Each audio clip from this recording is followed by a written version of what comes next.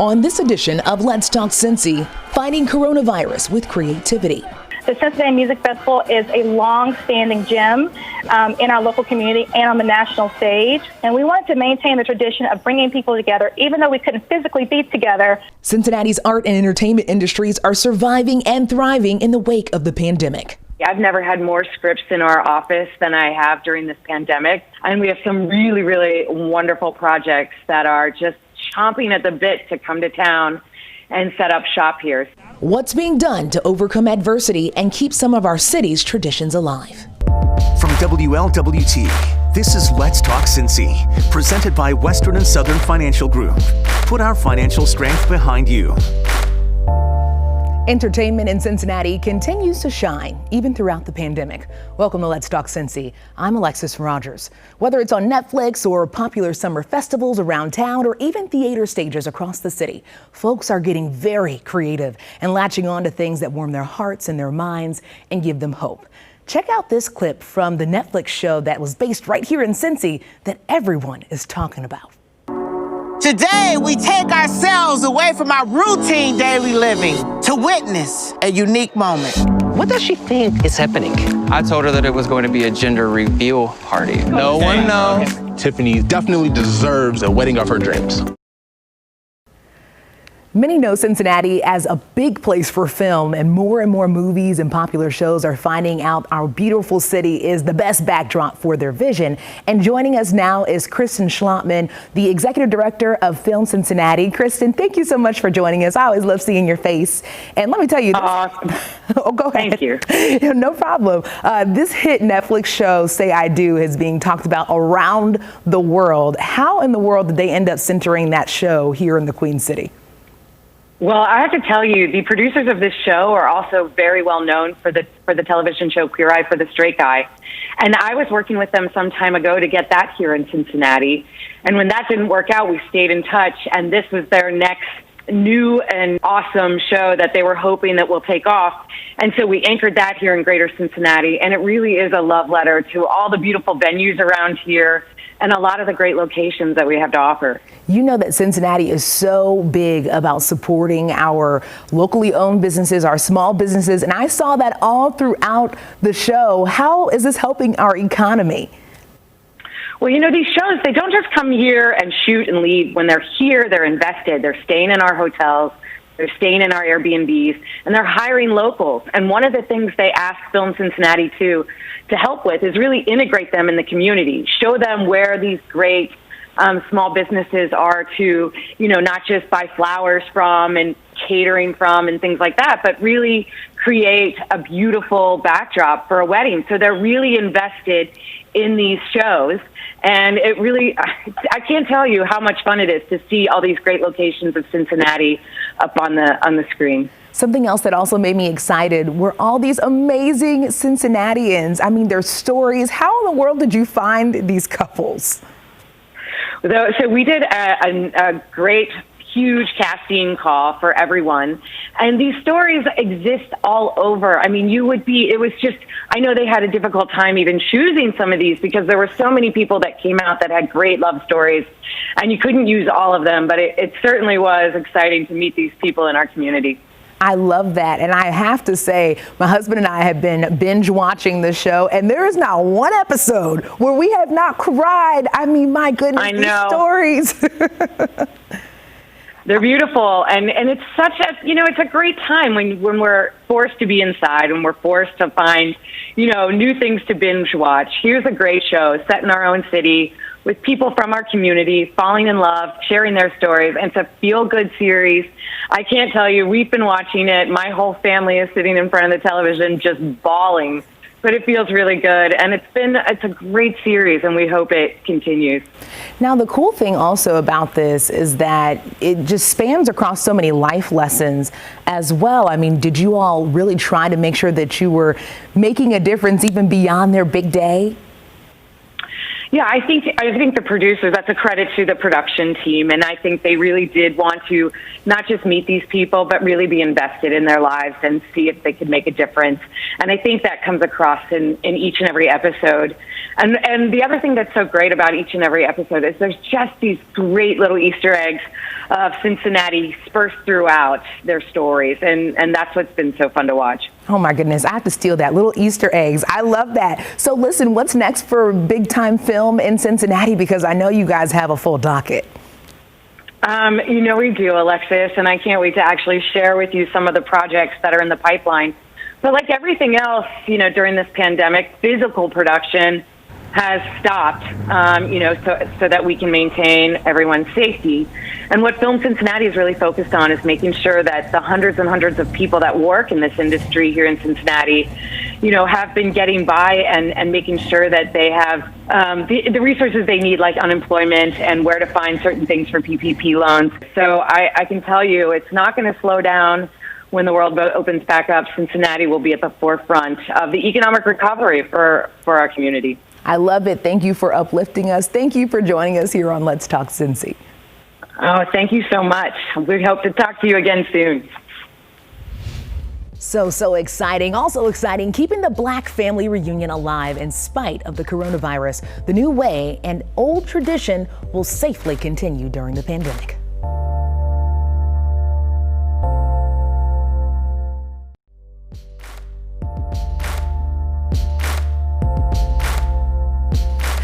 Black Family Reunion has been a staple summer experience in Cincinnati for decades, and it's a time where some of Cincinnati's most rich culture is on display. And joining us now is the head of Black Family Reunion, Tracy Artis. Tracy, it's so good to see you. Thank you so much for joining us. So let me ask you, what's new about this year, especially having it be very virtual? Oh, that is really the new part, Alexa, the fact that it is virtual. But we are doing a one-day call to action in the park at Sawyer Point as well. But the virtual experience came to be because I felt as though this was too important of a year in the history of our community, and it's the 32nd year of the Black Family Reunion. I felt it was too important of a year for us not to have it. So we have lined up some amazing artists and speakers to be a part of our virtual series. Kicking off our BFR speaker series is Dr. Jamal Harrison Bryan. He hails from Atlanta, Georgia, and is a pastor of New Birth Baptist Church there, and has been a civil rights advocate, activist, and traveling the country speaking. Was just a part of the George Floyd services, an amazing man in his own right. So we're anxious and excited to hear from him on that Thursday to kick off the BFR weekend, August 13th. So that'll be a virtual experience. People will be able to go to the My Black Family Reunion website and register and get a chance to hear all the speakers and no charge. But why did you all feel like it was so important, especially in this day and age, to have something where we're celebrating Black lives? Oh, because Black lives matter. And so it is very, very important to always celebrate our rich heritage and legacy. Our theme this year is faithful and fearless, because we are. We do have a plethora of other speakers, like Dr. Odell Owens will keynote our Heritage Breakfast on Friday. Kenny Lattimore will do our urban concert on Saturday. Pastor John Gray, our worship experience on Sunday. Kiera Sheard from the famed Sheard family will do our gospel concert on Friday evening. So we have something for everyone, but it was very, very important. Even the call to action day is really just our give back to the city. And thank you to all the sponsors. UC Health is our presenting sponsor again this year. Procter & Gamble, Metro, the Urban League, Fifth Third Bank. So just thank you to all the sponsors who have rallied around us to make sure that our 32nd annual Black Family Reunion can still exist. Our Family of the Year this year is Iris and Jesse Rowley and their family, so we're excited about the work they've done, and they're business owners here in the city. So there's something for everyone, but come down to the park on August 15th. We will be giving away masks and gloves and sanitizers, and we will control the amount of persons that come into the park to the different areas. What will happen in the park, Alexis? COVID-19 testing, back-to-school supply giveaway, food box giveaway, voter registration, And these are things that you can walk up and exit the park. So it's not the same experience, but it will be a quality experience. I love it, and I love to hear some familiar LTC family names on that as well. Tracy, thank you so much, and of course, it's always a pleasure talking with you. Thank you, Alexis. That is definitely going to be a well-attended event, and the music will play on. How you can enjoy this year's Cincinnati Music Festival with just a click of a button, the virtual way to get your groove on.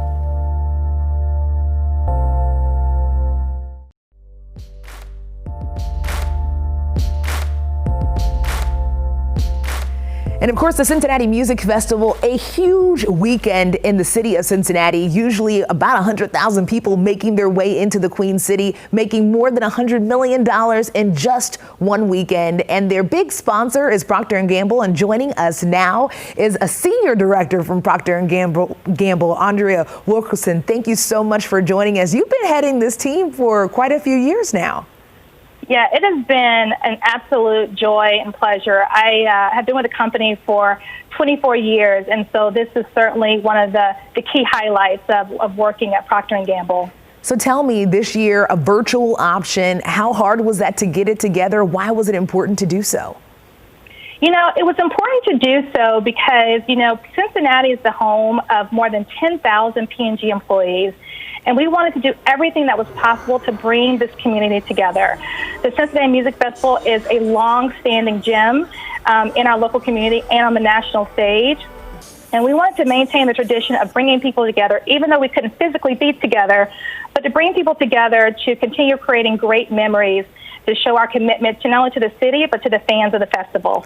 I absolutely love that. And this year, it seems like there's an option to support Black businesses. Tell me a little bit about that and why that was important. We've always been a very, very strong supporter of the local Cincinnati community and particularly our local businesses. And this year is even more important in terms of making sure that we are continuing our support on not only our Black-owned businesses, but also, you know, artists as well. And so we're excited to partner with, you know, Black Coffee and Revel and Corporate, as well as some really great local artists like Lauren Elise, and really showcasing the wonderful talent we have right here in our backyard. You know, and then to have DJ D-Nice, there we go. Yes. I mean, that's huge. Michelle Obama was even on his Instagram Live. You know, that shows you really just how special this festival is, you know, being able to still draw, you know, national talent, you know, even, you know, in these current circumstances. And so we'll kick off the weekend with Regina Bell, who's a national renowned artist. And yes, you're right. DJ Nice will get us closed out with a wonderful dance party at the end of Saturday night. And then closing out, looking forward to next year, able to go ahead and have the entire lineup come back. Why was that important? You know, Cincinnati has really committed to this festival, and, you know, P&G is continued to be a proud sponsor. And so as we worked in partnership with the Santangelo Group, you know, we knew that in order to replace the experience this year, it was important to bring back all of those wonderful artists. And so we've been able to secure commitments from all of the artists that were planned for this year for 2021. That's so awesome. Thank you so much. I know that you all have been doing this for years. And speaking of the Santangelo Group, that family has a lot of tradition. Take a look at this. We are really good at producing concerts on a stage to live people. So this is totally different for us. Paul Brown Stadium is usually filled with tens of thousands of people for what has become a tradition for many, the Cincinnati Music Festival. So it was kind of twofold. Let's get together and have fun and uplift everyone's spirits because Lord knows we need it. And second, let's help the small business community and see if we can kind of rally together to get some Cincinnati love that weekend. This tradition stems from a story of a family, the Santangelo family. So my uncle Dino started the festival back in '62, and my dad carried on the festival since then, and I produced the show with him now. So it's neat how it kind of is, you know, to its core. This is a family tradition, and we're excited to really tell our story and our history through this virtual weekend. Usually when you ask people, you know, who do you go to the festival with, or what's your festival story? It starts with, well, okay, my mom, she would go forever and ever and ever, and now it's me and my wife, or, it's me bringing my kids. And I just think it's so neat how it's been passed down generation to generation, just like the business has. We want people to feel that way and bring those memories together and think about how many years they've been coming and how many years they've been impacted by the festival and all the love they feel in the audience. So what we're doing is focusing on our history, and we are, for the first time ever, really, promoting what we've done in the past. So starting in 1962 at Carthage Fairgrounds, we are going to be producing a flip book, like a digital lookbook that you can flip through and see our lineup from the time we started in 1962. The lineup for the virtual version will feature local artists at local Black-owned businesses. Big names will also make appearances. The goal is to uplift. It's a free virtual event. And we have some big name stars. So the end of our weekend together is going to be DJ D-Nice. He's going to have it's a CMF version of Club Quarantine, which has been wildly successful. So that's going to be Saturday night. It'll kind of help us pull it all together. There will be an educational piece as well. A chat with Al Sharpton will be happening at the Underground Railroad Freedom Center to talk about everything that's happening in the world today. We had to come up with something big because I feel like we needed the extra push to help us get people to pay attention and actually click through and log on and see what was going to be going on. It will definitely be an experience to remember, and they're adding something again this year. You can enter in to win lifetime tickets. You heard me right, lifetime tickets for all 3 days of the festival by being a part of the virtual experience. So pretty cool stuff there. The arts, especially local theaters, continue to do their best to survive during this pandemic. How 3 very popular theaters are teaming up to help each other when we return on Let's Talk Cincy.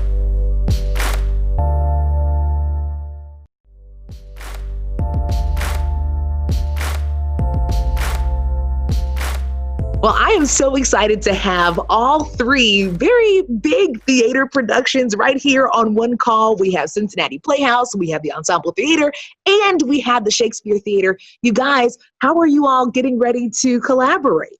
Well, we're here today, Alexis, to announce that we all have some revised seasons that are hitting the airwaves right now in response to the pandemic. We have all agreed to a message of unity, and we're going to try to start our seasons in December and then move through the spring as best we can. So that's the unified message today. You know, guys, obviously quarantine has impacted everybody, but how has it been for you all trying to get creative and allow people to still be entertained throughout this pandemic?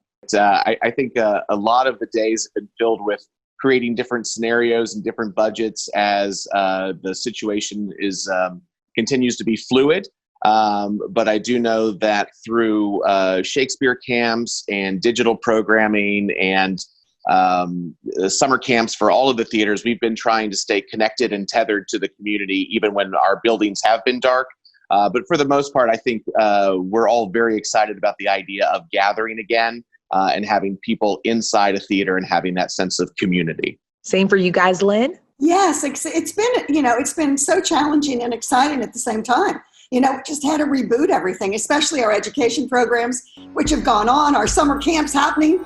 And it's been exciting to think about how do we reach people we love, our audiences, in a time when we literally can't reach out and touch people. So absolutely. Go ahead. All 3 organizations have such loyal audiences. All 3 of these theaters, season ticket holders have already re-upped. Everybody's very eager, very anxious to get back to the theater. And of course, we want to do that in as safe and quick a way as possible. So we're following all the guidelines and we look forward to welcoming everybody back.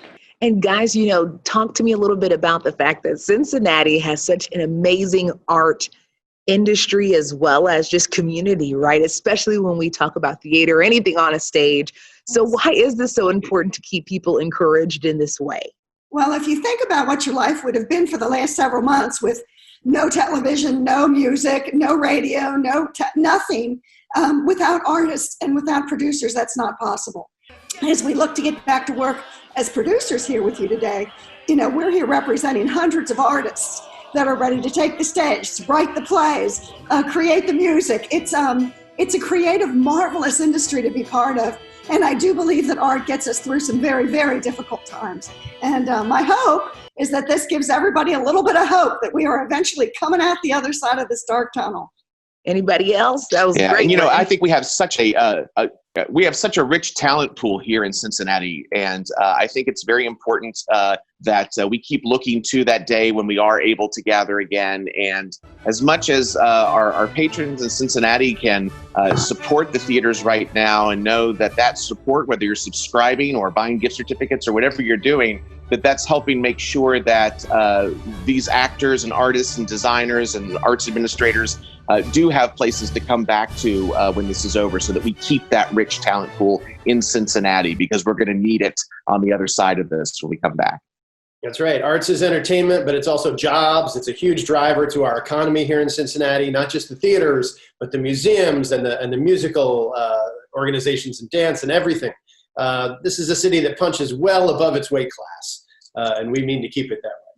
Would you all say that our arts community and our entertainment community is thriving during this pandemic? I don't know. I would say. Or at least surviving. No, absolutely surviving, yes. Yeah, holding on with fingernails and an enormous amount of hope. And artists are the most optimistic people. I believe they create something out of air.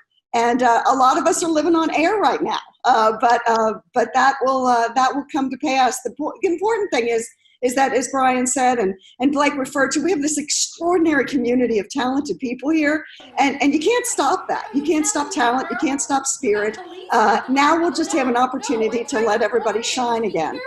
I suppose it's always good to say, if you want live theater back in your life, if you enjoy the live performing arts, then we all have to work together. We got to be disciplined and do the right thing so we can get on the back end of this curve together. And to make sure that audiences know we want them safe, our actors safe, our staff safe.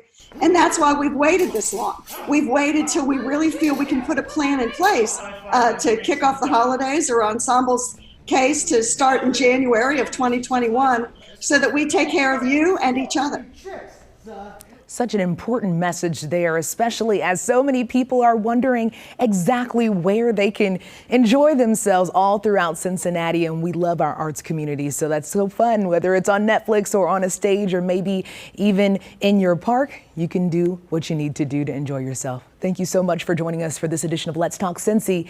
We want to hear from you. Just email us all of your ideas at ltc@WLWT.com. You can also see full episodes and stories from right here on Let's Talk Cincy by going to the menu tab of WLWT.com and clicking on Let's Talk Cincy. And of course, we'll see you next week for another Let's Talk Cincy. Thank you so much for joining us. And remember, please stay encouraged.